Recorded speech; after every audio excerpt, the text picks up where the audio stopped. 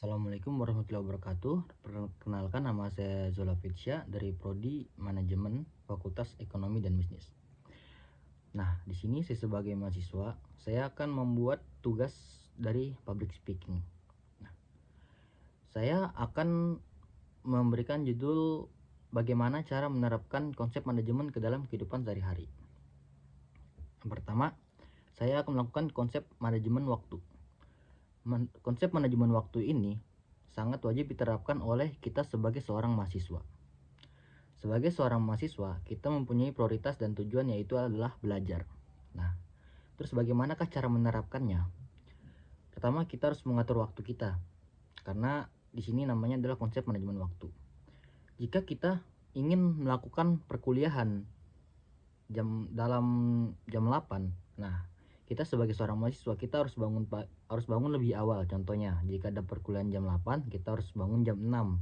Jam 6 kita harus beres-beres, kita harus mandi, sarapan, dan mempersiapkan alat-alat yang ingin kita bawa untuk pergi kuliah. Nah, agar kita tidak terlambat. Nah, setelah itu kita harus mempunyai istirahat waktu yang cukup, agar tidak saat kuliah kita tidak kelelahan, tidak kecapean, sehingga pembelajaran yang kita dapatkan di sana kita bisa fokus gitu.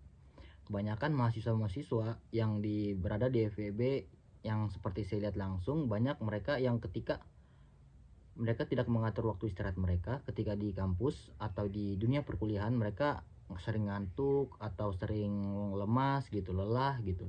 Itu akan mengganggu sedikit pembelajaran yang berada di kampus. Nah, kita juga harus mengatur waktu makan kita, karena mengatur waktu makan itu sangat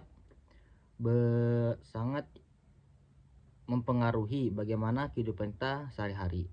Karena telat makan bisa membuat kita sangat lemas, sangat loyo, mungkin bisa kena sakit juga gitu. Makanya kita harus memperhatikan semua waktu-waktu kita. Terus sebagai mahasiswa, saya juga menerapkan konsep manajemen keuangan kepada diri sendiri. Bagaimana cara kita mengatur keuangan, mengelola keuangan kita dalam membeli apa yang kita butuhkan, bukan yang kita inginkan. Kita harus prioritaskan apa yang kita butuhkan dulu. Sebagai seorang mahasiswa, kita harus memprioritaskan keuangan itu bekerja dengan sangat baik.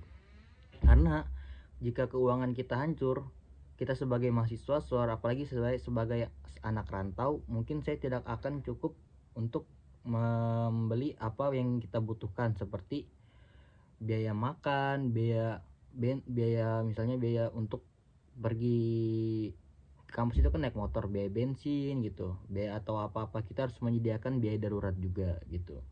Jadi kita sebagai mahasiswa jangan terlena untuk membeli sesuatu barang yang sangat kita inginkan, sedangkan ada barang yang sangat kita butuhkan gitu.